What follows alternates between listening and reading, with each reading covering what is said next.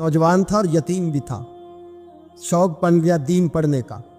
मोहल्लेदार इलाके वाले कहने लगे कहाँ से कमाएगा, ना बाप है ना माँ है ना घर है, कहाँ से। हजरत रूमी कहते हैं नौजवान ने जंगल में झोंपड़ी लगा ली। वहाँ वो सुबह मदरसे जाता, शाम को जंगल में रहता, वहाँ अल्लाह अल्लाह करता, सबक याद करता। एक दिन बादशाह की बेटी रास्ता भूल गई, जंगल में आई सहेलियों के साथ, बॉडीगार्ड भी साथ थे पर रास्ता भूल गई। खोती खोती शाम हो गई, ऐसी खोई कि जब रात गहरी हो गई तो आके उस नौजवान के पास रुकी और चिल्लाने लगी। शेर के दहाड़ने की आवाज आती है, भेड़िए के बोलने की आवाज आती है। नौजवान अकेला, सहेलियां बिछड़ गई, गार्ड बिछड़ गए। कहने लगी मैं परेशान हूँ, मुझे जगह मिल जाएगी। नौजवान कहता मैंने शहजादी देखी और मुझे भी पता था कि घर एक ही है और आग को अंदर से दरवाजा भी बंद करना पड़ता है, जंगल जानवर भी आ जाते हैं। कहते मेरी छोटी सी कुटिया में, झोंपड़ी में वो आई, रो के कहने लगी सहारा कोई नहीं, अगर मैं पीछे निकलूंगी तो भेड़िए खा जाएगा। कहते मैंने उसे जगह दे दी। अकेली औरत, चिराग जल रहा है, सबक याद कर रहा हूँ।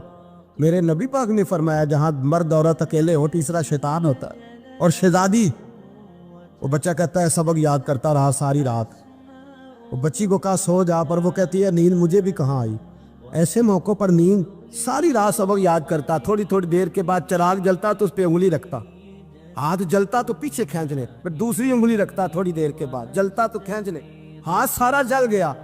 सुबह किरणें चमकी तो कहने लगा चल निकल जा, दौड़ जा, बस बड़ा सब्र का इम्तिहान हो गया, चली जा।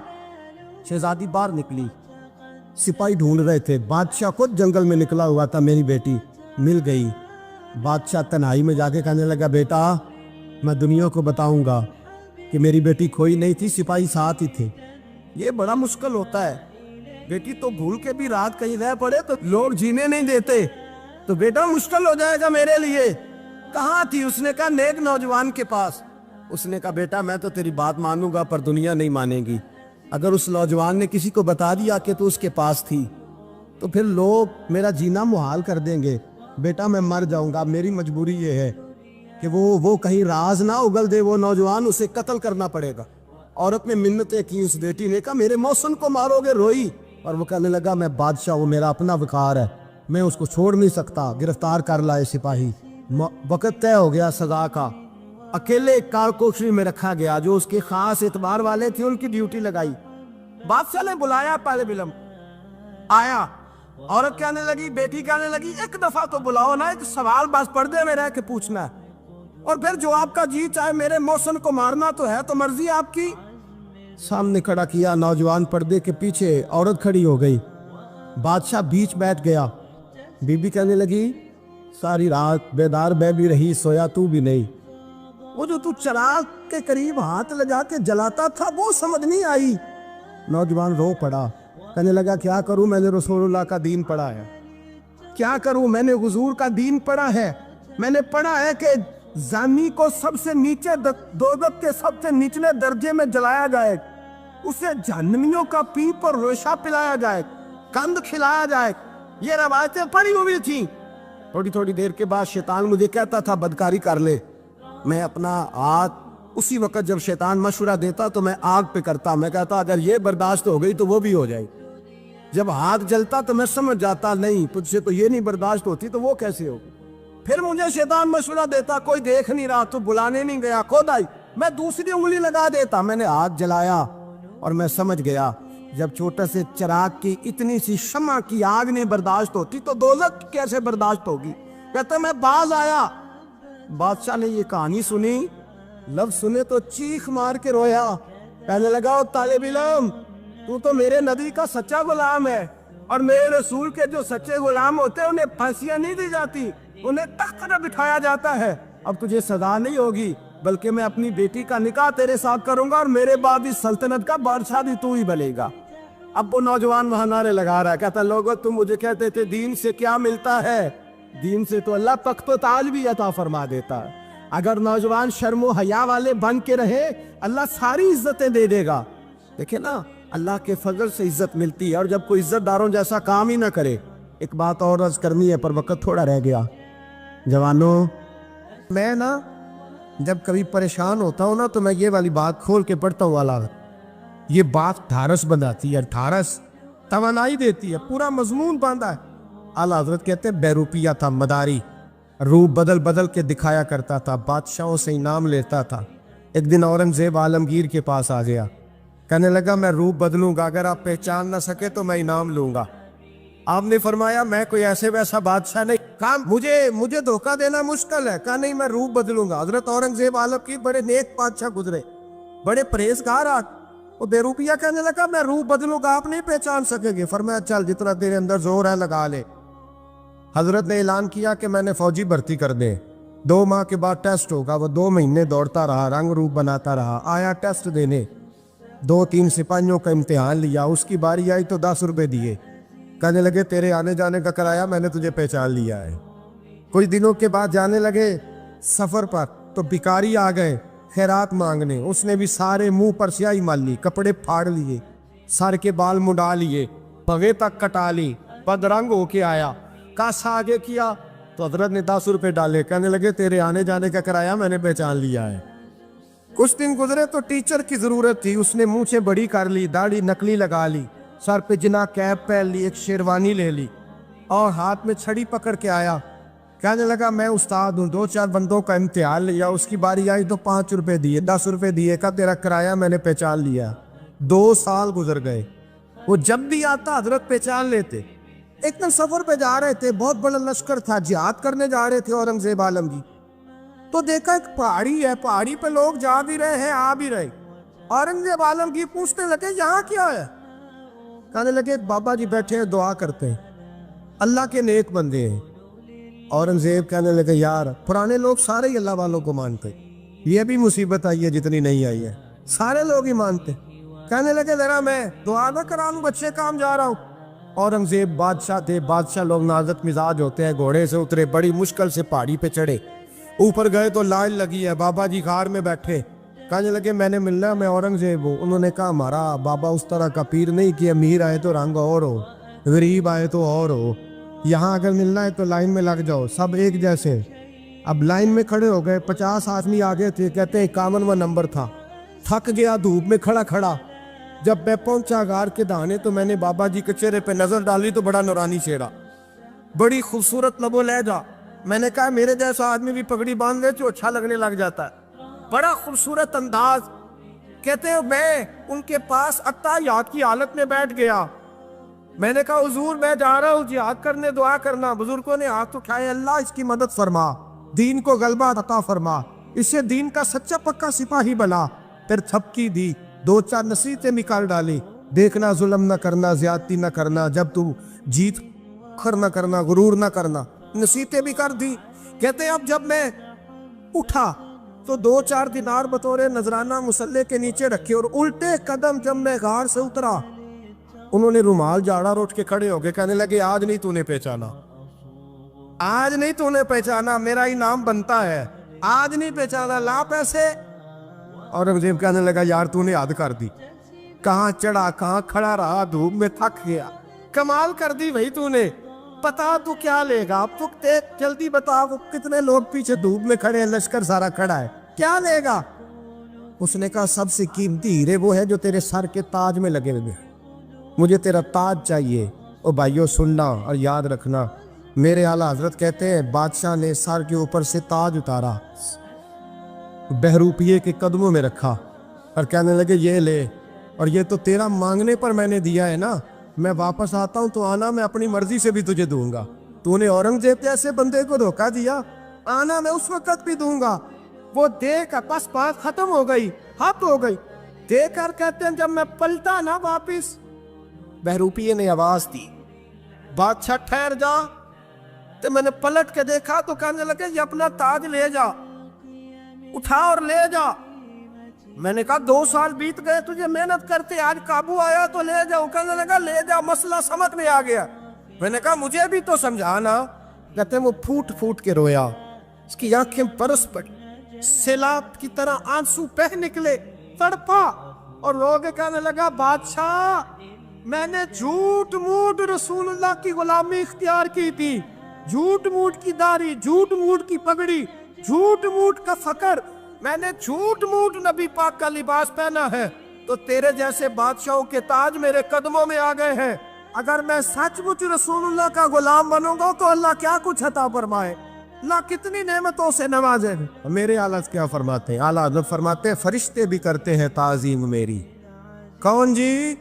اللہ ایسا عقیدہ بھی کم ملے گا جو بریلی کے امام کا عقیدہ ہے، ایسا بھی کم۔ کہتے ہیں فرشتے بھی کرتے ہیں تعظیم میری۔ کیوں؟ فرمانے لگے فدا ہو کے ان پر یہ عزت ملی۔ بغداد کے ایک درویش عالم تھے، تو وہ جب بھی نماز پڑھاتے نا تو کسی تاجر کی 2 بیویوں کے بارے میں دعا مانگتے۔ توجہ ہے میری بات پر؟ نماز پڑھاتے تو کہتے اللہ اس تاجر کی 2 بیویوں کو اپنی خاص رحمتیں عطا فرما۔ ایک دن لوگ ان کے گرد اکٹھے ہو گئے، کہنے لگے بابا جی بتائیں تو صحیح وہ بیویاں کون تھی جن کے لیے آپ دعا مانگتے؟ تو فرمانے لگے میرے شہر کا ایک تاجر تھا، بہت بڑا تاجر تھا، مالدار تھا پر بے اولاد تھا۔ اسے بغداد سے ملک شام جانا پڑتا تھا تجارت کرنے، اور کئی مہینے اسے شام کے ملک میں رہنا پڑتا تھا۔ اس نے اس طرح کیا کہ وہاں بھی ایک شادی کر لی۔ توجہ ہے نا میری بات پر؟ کیا کر لیا اس نے؟ دوسری شادی کرنا مرد کے لیے جائز ہے، تیسری کرنا بھی، چوتھی کرنا بھی بھیا کا وقت، مگر اگر انصاف کر سکے تو۔ اگر چاروں میں ہم نہ آدھا مسئلہ سنتے ہیں اور آدھا ہی بیان کرتے ہیں، اگر انصاف نہ کر سکے پھر اس کے لیے 4 جائز، پھر وہ ایک ہی رکھے گا۔ تو عزیز دوست دوسرا نکاح کر لیا، شادی ہو گئی، اب وہ وہاں کچھ زیادہ وقت گزارنے لگا، مالدار آدمی تھا، بیوی کو مکان بھی لے کے دے دیا۔ اب وہ دیر سے آتا واپس، اور جب آتا بھی تو اس کے وہ والے انداز نہ ہوتے جو پہلے ہوا کرتے تھے۔ اب بیوی سے بڑا جاسوس بھی کوئی نہیں ہوتا، اس کو تو پہلے پتہ چل جاتا ہے کہ ماجرا کیا ہے، اسے بڑی خبر ہوتی ہے۔ تو اس نے محسوس کر لیا کہ بدلے بدلے سے میری سرکار نظر آتے۔ وہ کہنے لگی اب کہ جب آتا جاتا ہے تو اس کے حالات کچھ بدلے بدلے سے ہیں، ماحول کچھ اور ہے۔ اس نے ایک بوڑھا آدمی جو اس کا عزیز بھی تھا اور سمجھدار بھی تھا اس کو تیار کیا، کہنے لگی اب کہ جب ملک کے شام جائے نا تو اس کا پیچھا کرنا اور خبر کرنا کہ کہاں رہتا ہے، کہاں جاتا ہے، کیا کرتا ہے۔ وہ بوڑھے بزرگ جو تھے وہ خاتون کے کہنے پر کچھ اس نے کرایہ بھی دیا۔ وہ اس تاجر کے پیچھے گئے اور واپس آ کے خبر دی، کہنے لگے کہ یہ تو 2-3 سال بیت گئے، اس نے وہاں بھی شادی کی ہوئی ہے، تجھے بتایا ہی نہیں۔ بی بی بڑی سمجھدار تھی، حوصلہ مند، زیرت، اس نے شور نہیں مچایا۔ اس نے کہا کہ میں نا اب جب آئے گا نا تو طریقے سے بات کروں گی اور پوچھوں گی کہ ایسا کیوں کیا، اور یہ بھی اس نے آ کے بتایا کہ اگر تیرے ساتھ نکاح کے بعد اسے اولاد نہیں ملی تو اولاد وہاں بھی کوئی نہیں، کہ مکمل تفصیلات۔ اب جب اس دفعہ خامند آیا تو آتے ہی وہ بیمار ہو گیا، کمزور ہونے لگا۔ اب خاتون نے مناسب نہیں سمجھا کہ آتے ہی دڑام سے میں اس کے سر پر یہ ٹھوڑ دوں کہ تو نے نکاح کیا ہوا ہے اور مجھے بتایا نہیں۔ وہ ذرا تسلی میں رہی، کچھ وہ بیمار تھا، حوصلہ رکھا، خدمت کرتی رہی۔ کچھ دن گزرے تو وہ تاجر انتقال کر گیا، فوت ہو گیا۔ اب راز کھل نہ سکا، عدت گزاری، اور جب سارا مال جمع کیا نا تو اشرفیوں کی بوریاں بھر گئی۔ سارا مال اس بی بی کا، 4 بوریوں میں اشرفیاں، 4۔ یہاں تو پیٹ کا دوزخ ہے، معاذ اللہ، بھرتا ہی نہیں۔ حل من مزید، حل من مزید۔ وہ جو کہتے تھے نا کہ بس باہر چلا جاؤں اور باہر میں کچھ تھوڑے سے پیسے کما کے 2-3 سال میں لوٹ آؤں گا، پھر یہاں آ کے کوئی کاروبار کروں گا، وہ گئے ہیں تو واپس نہیں آئے۔ وہ جو کہتے تھے نا بس میں نے اتنا سا کاروبار کرنا ہے کہ مکان بن جائے، انہوں نے 4 مکان بھی بنا لیے ہیں، لیکن بریک حل من مزید کی دوڑ ہے۔ اب 4 بوریاں اس عورت نے چھپائے رکھی، کوئی بندہ نہیں جانتا بغداد میں کہ ملک کے شام میں تاجر کی دوسری بیوی بھی ہے۔ جب وہ فارغ ہوئی تو اس نے اس بوڑھے جاسوس کو پھر بلایا اور 2 بوریاں اونٹ پہ رکھی، خود بھی ساتھ بیٹھی اور ملک شام گئی۔ اللہ اکبر۔ وہ بزرگ کہتے ہیں میں ایسے نہیں دعا کرتا۔ اس کو جا کے کہنے لگی میں اکیلی وارث نہیں ہوں، آدھے کی وارث تو بھی ہے، میں اکیلی وارث نہیں، یہ تقسیم وراثت ہے، آدھی کی وارث تو بھی ہے، تو رکھ اپنے پیسے، مجھے پتہ ہے اس نے نکاح کیا تھا پر مجھے بتایا نہیں تھا، تو رکھ اپنے پیسے، میں تجھے دے رہی ہوں، آدھے تیرے ہیں آدھے میرے ہیں۔ اس نے نظر اٹھائی تو رو پڑی، کہنے لگی نہیں اب یہ سارے تیرے ہی ہیں۔ اگر تو اللہ سے ڈرتی ہے تو میں بھی رب سے ڈرتی ہوں، اگر تو مصطفیٰ کریم کا کلمہ پڑھتی ہے تو میں بھی اسی نبی کی ماننے والی ہوں۔ کہا بات کیا ہے، میرا کیوں ہے سارا؟ تو وہ خاتون کہنے لگی وہ 2 سال 3 سال سے میرے ساتھ نکاح تھا اور اس نے بتایا تھا مجھے کہ میری بیوی بھی ہے، اور میں غریب تھی تو میرے والدین کو بھی بتایا تھا کہ میری دوسری شادی ہے۔ یہ مکان اس نے مجھے لے کے دیا تھا، میرے تمام اخراجات وہ پورے کرتا تھا، نان و نفقہ کا خیال رکھتا تھا، لیکن اب کہ جب وہ آیا تو وہ بیمار تھا۔ اس نے مجھے بتایا کہ مجھے طبیب نے بتایا ہے کہ میں شدید بیمار ہوں، شاید بچ نہ سکوں۔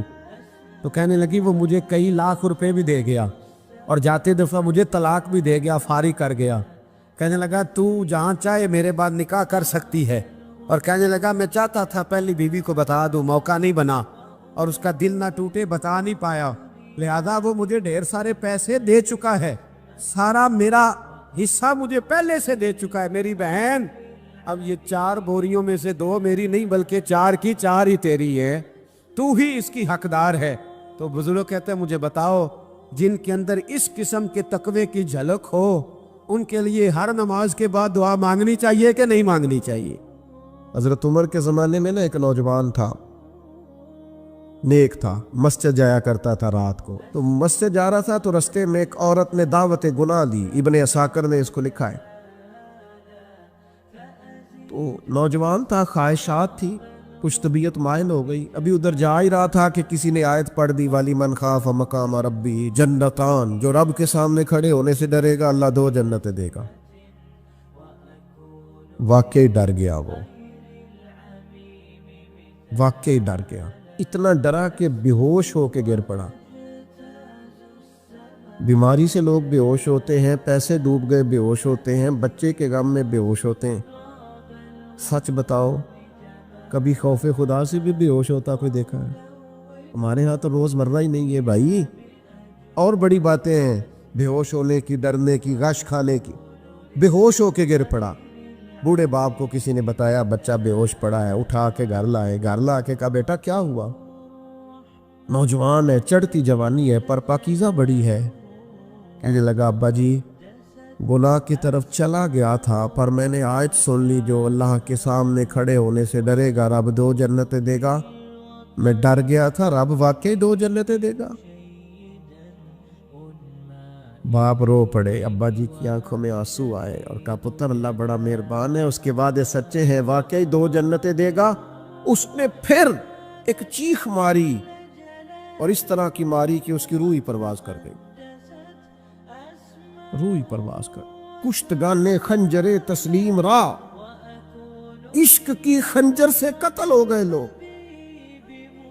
صبح حضرت عمر کو پتا چلا کہ انہوں نے تو رات جنازہ بھی پڑھ دیا، تدفین بھی کر دی۔ جناب عمر فرمانے لگے اتنا نیک نوجوان خوف خدا سے دنیا سے چلا گیا، مجھے کیوں نہیں بلایا میں جنازہ پڑھتا؟ فاروق اعظم فرما رہے ہیں میرا شوق تھا میں اس کا جنازہ پڑھتا۔ کہ حضور